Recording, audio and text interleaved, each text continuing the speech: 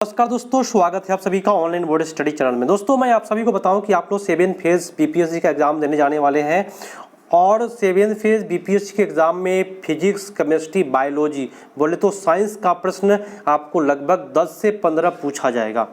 Physics, chemistry, biology एवं ये पर्यावरण मिला करके आपका 15 प्रश्न रहेंगे, बाकी सारे सब्जेक्ट्स उसमें शामिल रहेंगे। दोस्तों भाई फिजिक्स केमिस्ट्री करे कहाँ से, पूछेगा कहाँ से? तो भाई बीपीएससी का जो क्वेश्चन बैंक है उसका अगर आप देखते हैं तो उसमें पता चलेगा कि कैसे प्रश्न पूछता है साइंस का। तो आज मैं उसको लेकर के आया हूँ। यदि आप लोग मेरे चैनल पर नए हैं तो मैं आप सभी को विशेष सूचना दे देता हूँ कि मेरे चैनल पर लगभग 41-42 सेट डाला जा चुका है। मार्केट में जितना सेट है उतना सेट मैंने कराया है, 41-42 सेट। आप लोग उतना पढ़ करके भी नहीं जाइएगा जितना सेट मैंने करा दिया अपने चैनल पर। तो दोस्तों आपको करना है और आगे भी मैं आगे कराऊंगा। अभी 20 सेट और कराऊंगा। 20 आपका 1 महीना का समय है तो 30 सेट रेगुलर हो जाएगा। ठीक है, आप लोग मेरे चैनल से नए हैं तो भाई जुड़ जाइए और देखिए साइंस का प्रश्न किस प्रकार से पूछता है आप लोगों से। चलिए करते हैं इसको। ठीक है, चलिए प्रथम प्रश्न है कि विद्युत धारा की इकाई क्या है। प्रश्न पूछ रहा है कि विद्युत धारा, तो विद्युत धारा को हम लोग मापते हैं क्या, एम्पियर में। ठीक है, तो विद्युत धारा की जो इकाई हो जाएगी वह क्या हो जाएगी, एम्पियर हो जाएगी। क्या हो जाएगी, एम्पियर हो जाएगी। और एम मीटर से मापने का काम करते हैं, इसको याद रखिएगा। देखिए फिजिक्स का अलग है, केमिस्ट्री का अलग है, कितना प्रश्न पूछा जाता है सारा प्रश्नों को इसमें रखा गया है। चलिए प्रश्न है दृष्टि की खराबी, निकट दृष्टि को निम्नलिखित में जाना जाता है। देखिए निकट दृष्टि को कहते हैं, क्या कहते हैं, मायोपिया, और दूर दृष्टि को कहते हैं हाइपर मायोपिया। तो यहाँ पे लिखा हुआ है मायोपिया, कहीं है नहीं है, तो हम लोग क्या करेंगे, इसमें ई मार देंगे। सुन लीजिए, निकट दृष्टि को क्या कहते हैं, मायोपिया कहते हैं, और दूर दृष्टि को कहते हैं हाइपर मायोपिया, अंग्रेजी नाम है उसका। इसमें कोई नहीं है तो ई मार देंगे। नेक्स्ट प्रश्न है, समझते चलिए कि किसी वस्तु का भार पृथ्वी की सतह पर मान लीजिए 100 न्यूटन आता है तो चंद्रमा की सतह पर कितना होगा। तो उसमें 6 से भाग कर दीजिए तो चंद्रमा की सतह पर भाग हो जाएगा। जैसे ही 6 से भाग करेंगे आपका उत्तर जो जाएगा वह डी पर चला जाएगा। ठीक है, चलिए नेक्स्ट प्रश्न है, एलईडी के बारे में पूछा जा रहा है। और देखिए किस प्रकार का प्रश्न डाला है बीपीएससी, किस प्रकार का प्रश्न पूछता है, सेम उसी प्रकार का प्रश्न रखा गया है। एलईडी बोले तो प्रकाश उत्सर्जक डायोड बोलते हैं उसको, लाइट इमेटिंग डायोड एलईडी का फुल फॉर्म होता है। सुन लीजिए, एलईडी का फुल फॉर्म कोई पूछे तो लाइट इमेटिंग डायोड पूछता है, पूछे नहीं पूछता है। के संदर्भ में कौन सा कथन गलत है। गलत कथन को पहचान करना है। फर्स्ट बात बोला क्या कि एलईडी स्रोत ऊर्जा की खपत करता है, ये बात कम करता है, ये बात सही है, क्योंकि एलईडी का काम है ऊर्जा के खपत को कम करना। यही कारण है कि पूरे भारत में एलईडी की जो व्यवस्था हो रही है वो हो रही है। बी है कि एलईडी प्रकाश बल्ब को अधिक अवधि तक कार्य करते हैं। ठीक है, और सी है कि एलईडी में पारा प्रयुक्त होता है जो मनुष्य के लिए हानिकारक है। तो गलत कथन चुनना था। एलईडी में कभी भी पारा नहीं पाया जाता है, एक बात को नोट करें। CFL जो चलता था पहले उजला वाला, उसमें पारा होता है। तो हमको गलत कथन चूज करना है, तो हमारा गलत कथन चूज हो गया सी नंबर ऑप्शन। ठीक है, चलिए नेक्स्ट पर आते हैं। नेक्स्ट प्रश्न है, ध्यान से देखेंगे और करेंगे इसको। प्रश्न कहता है कि सौर भट्टी में प्रयुक्त होता है। क्या प्रयुक्त होता है सौर भट्टी में? देखिए सोलर की जो भी भट्टियाँ होती है, मैं आपको फिगर बना के बता देता हूँ। इसमें बैटरियाँ लगी रहती है और इस पर एक दर्पण लगा रहता है ऐसे, और ये दर्पण पर जैसे ही सूर्य का प्रकाश पड़ता है, सुनिएगा ध्यान से, इस पर प्रकाश पड़ता है, सारा प्रकाश को बैटरी पर प्रकाशित कर देता है। इस प्रकार से जितना भी प्रकाश आएगा सब बैटरी पर आकर के रिफ्लेक्ट होगा। इससे ये और जितने भी प्रकाश है सबको संग्रहित करने का काम एक ही दर्पण करता है, उसका नाम है अवतल दर्पण। कौन सा दर्पण? अवतल दर्पण दोस्तों। तो आपका उत्तर जो जाएगा वो अवतल दर्पण हो जाएगा। ठीक है, कोई दिक्कत नहीं हुआ। चलिए नेक्स्ट है कि अति सूक्ष्म वस्तु को देखने के लिए प्रयोग में लाया जाने वाला प्रकाश उपकरण बताना है। भाई छोटे चीज को अगर देखना है तो कौन सा उपकरण का प्रयोग करेंगे, तो छोटा से ही नाम पड़ा है माइक्रो। ठीक है। तो यहाँ पे हम कर लेंगे माइक्रोस्कोप। क्या हो जाएगा आपका उत्तर? माइक्रोस्कोप हो जाएगा। अल्ट्रासोनिक तरंगे, अगला प्रश्न है, तरंगे है अल्ट्रासोनिक, ठीक है। बोले तो प्रसव तरंग होता है, श्रव होता है, एक और श्रव होता है, इसमें कर रहे हैं अल्ट्रासोनिक, याद रखिएगा।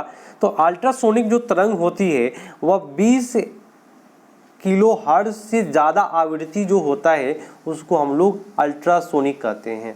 यहाँ आपका उत्तर हो जाएगा B is the right answer, याद रखिएगा, अल्ट्रासोनिक बोलते हैं इसको। अगला प्रश्न है रसायन से, पूछा क्या है कि रसायन विज्ञान के अनुसार निम्नलिखित में कौन सा भौतिक परिवर्तन का एक उदाहरण है। देखिए भौतिक परिवर्तन होता क्या है, तो एक रूप से दूसरे रूप में बदल जाना, फिर दूसरे रूप से पहले रूप में आ जाना भौतिक परिवर्तन कहलाता है। इसमें देखिए पानी का उबलना, लोहे में जंग लगना, लकड़ी का जलना, ये सब कैसा परिवर्तन है। देखिए पानी का उबलेगा तो भाप बनेगा और भाप से फिर से आप पानी बना सकते हैं, तो ये आपका हुआ क्या? भौतिक परिवर्तन। क्या हुआ आपका? भौतिक परिवर्तन हुआ, ठीक है। आपका उत्तर हो जाएगा भौतिक परिवर्तन, पानी उबलना। नेक्स्ट पर आते हैं, ध्यान से करेंगे टोटल प्रश्नों को। कहता है निम्नलिखित में कौन सा एक अलौह धात्विक खनिज है। अलौह बोले तो जिसमें लोहे की मात्रा न हो। देखिए मैग्नीज में लोहा भर भर के होता है, निकेल में भी लोहा की मात्रा होता है, कोबाल्ट में भी होता है और टीन में भी आपके लोहे की मात्रा होती है। तो इसमें से आपका कोई नहीं है अलौह धातु। अगर इसमें अबरक रहता तो हम उसको करते, ठीक है। जितने भी प्रश्न हैं पूरा क्लीन बताऊंगा आपको ताकि समझ में आए।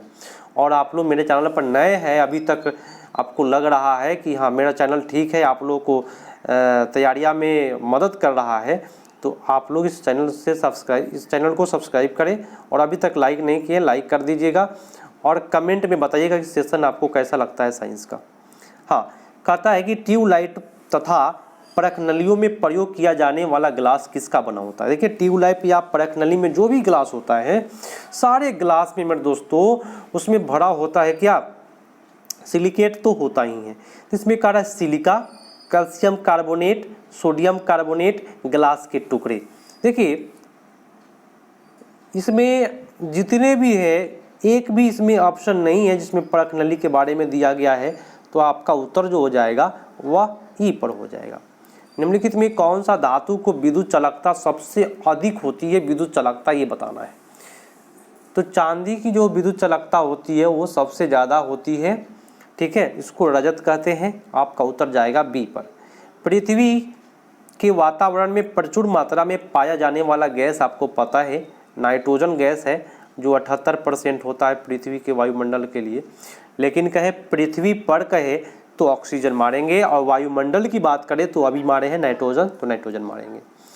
अल्कोहल, एक सेकेंड, अल्कोहल में एस्कॉर्बिक अम्ल में परिवर्तन किया जाता है, पता है ना आपको?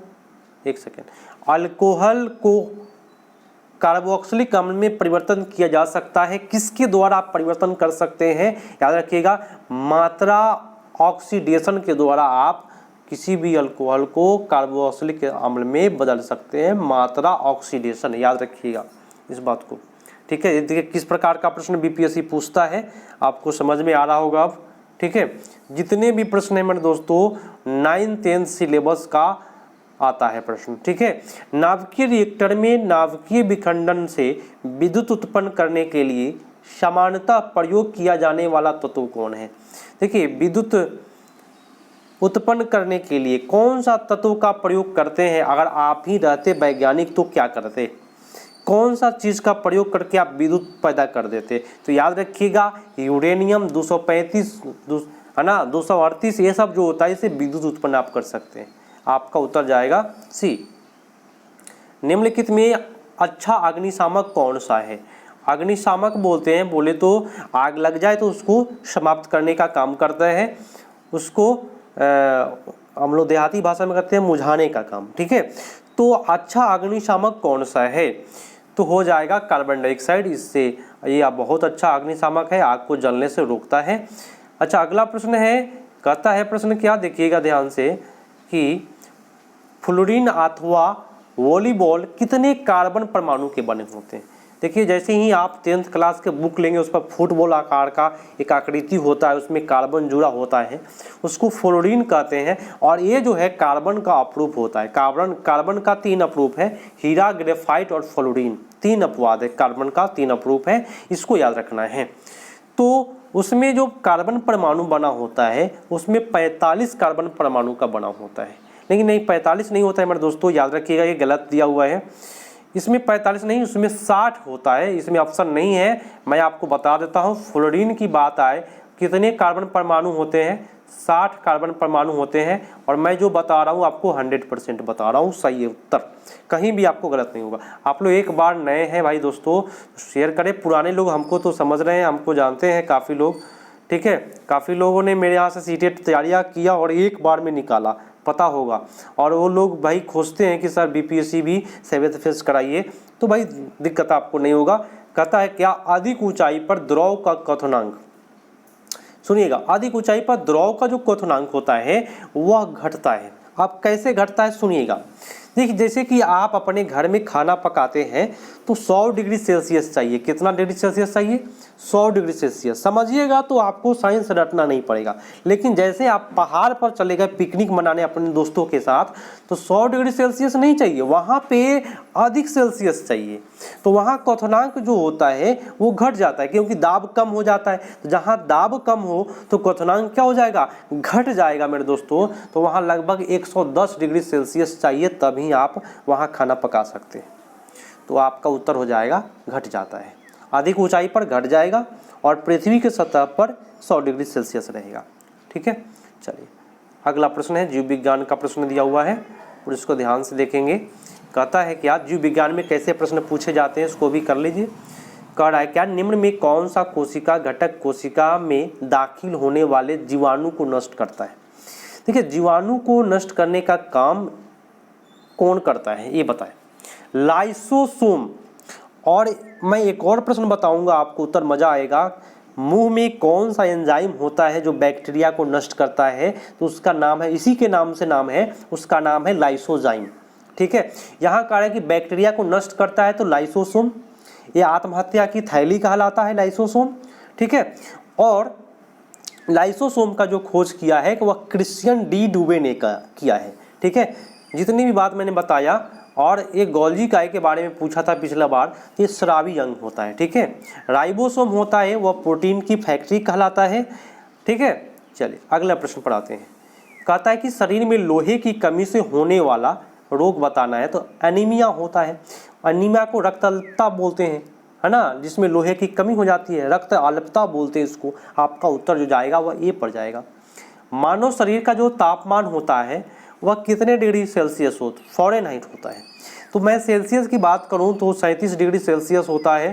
केल्विन की बात करूं तो 310 डिग्री केल्विन होता है, ठीक है। लेकिन अगर आपसे पूछे कि मानव शरीर का फ़ारेनहाइट में बताए, तो फ़ारेनहाइट में जो होता है 98.6 डिग्री फ़ारेनहाइट। आपका उत्तर सी पर जाएगा।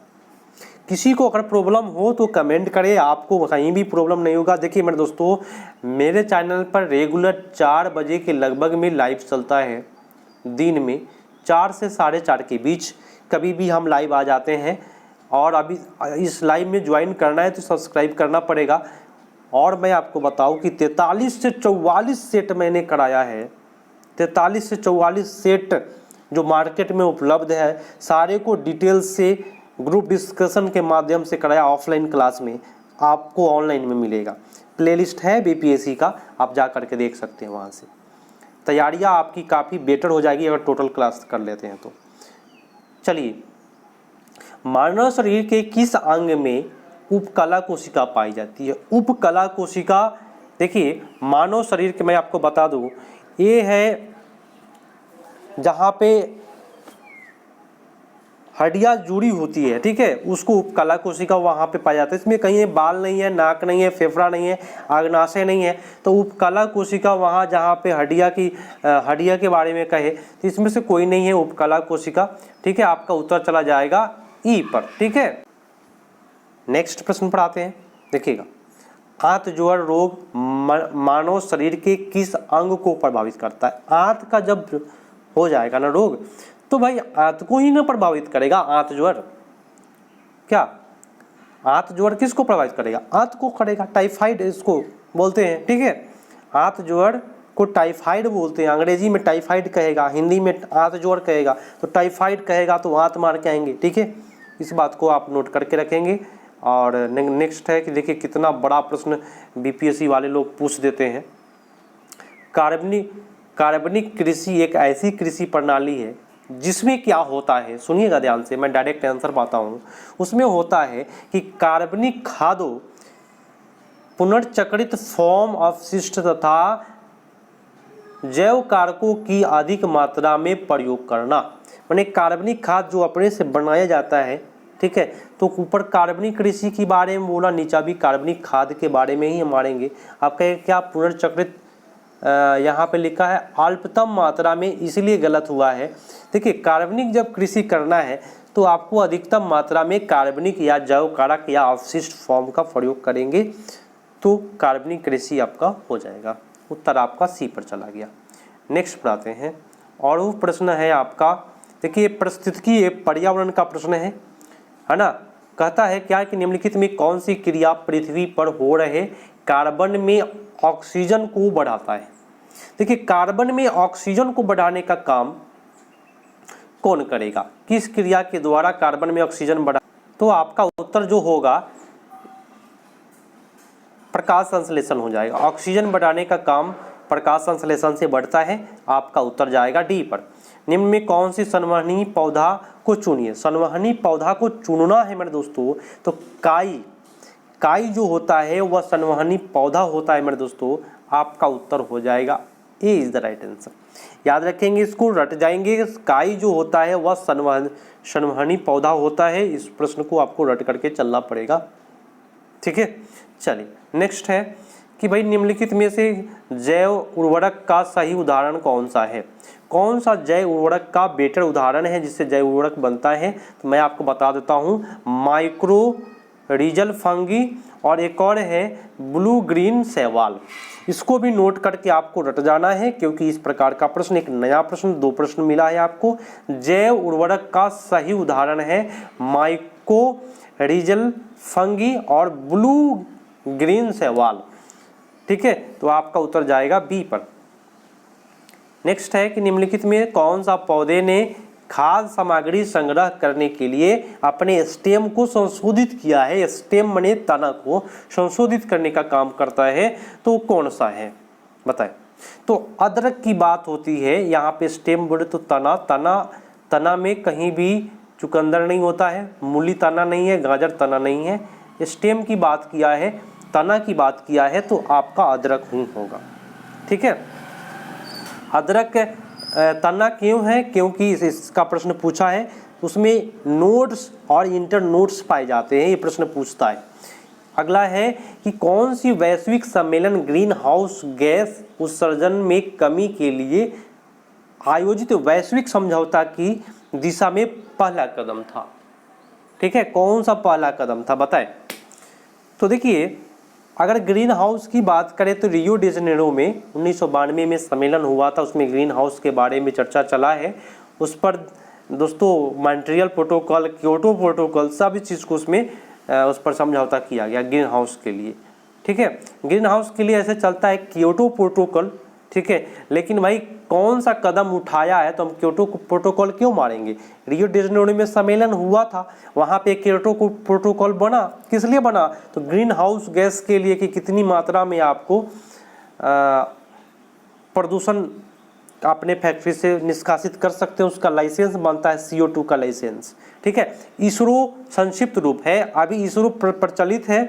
आपका इसरो अभी चंद्रयान 3 भेजने का काम किया है, MSLV 3 और M4 के द्वारा लॉन्च किया है, जो 24 दिन तक यात्रा चलेगा और लगभग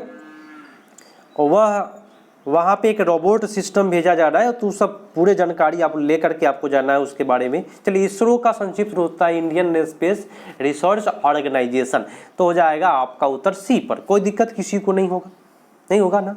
अगला प्रश्न पढ़ाते हैं। ये आपका टोटल प्रश्न खत्म हुआ। अगला प्रश्न नहीं, जितने भी पर्यावरण, फिजिक्स, केमिस्ट्री, बायोलॉजी तीनों सेशन मैंने कराया आप सभी को, और अभी तक मेरे चैनल से यदि आप नए जुड़ रहे हैं तो आप रेगुलर 4 से 4:30 के बीच, है ना, क्लास को ज्वाइन करें। लगभग 120 प्रश्न सेट में रेगुलर कराता हूं और आपको रेगुलर मिलेगा, ठीक है। और साथ में साइंस का भी, और जितने भी प्रश्न मार्केट में आ रहे हैं, जितने भी पेपर वाले सेट छापा जा रहा है, सारे सेट का डिस्कस चलता है मेरे ऑफलाइन क्लास में। लगभग वहाँ पे 20 से 25 स्टूडेंट बैठते हैं ऑफलाइन क्लास में, तो आप लोग को ऑनलाइन मिलेगा, तो आप लोग भी अच्छे तरीक़ा से तैयारी कर सकते हैं। और शेयर जरूर कीजिएगा, कमेंट करके जरूर बताइएगा, कुछ प्रॉब्लम हो तभी कमेंट करें, आपको जवाब मैं कमेंट देखता हूं सभी का जवाब, आपको मेरे पास जानकारी होगी तो मैं आपको अच्छे तरीक़ा से बताऊंगा, कहीं भी दिक्कत नहीं होगी आपको। और तैयारियां में मैं आपको एक विशेष सूचना दे देता हूं। सूचना क्या है कि रेगुलर आप 2 से 3 सेट को प्रैक्टिस करें। कम समय है, कम समय में बैठ करके किताब लेकर के ज्ञानी नहीं बनिए, उससे नहीं होने वाला है। इस बात को आप नोट कर लीजिएगा, कम समय में किताब लेकर के आप ज्ञानी नहीं बन सकते हैं, पूरा सिलेबस कवरेज नहीं हो पाएगा 1 महीने में। तो सबसे ज़्यादा है कि 1 महीना का समय है, लगभग एक दिन में 3 सेट का सॉल्यूशन रोज करें, सिलेक्शन आपका 100% होगा। मिलते हैं भाई, क्योंकि भाई फर्स्ट बार एग्जाम होने वाला है तो कुछ आप लोग के लिए अच्छा होगा। मिलते हैं भाई, जय हिंद।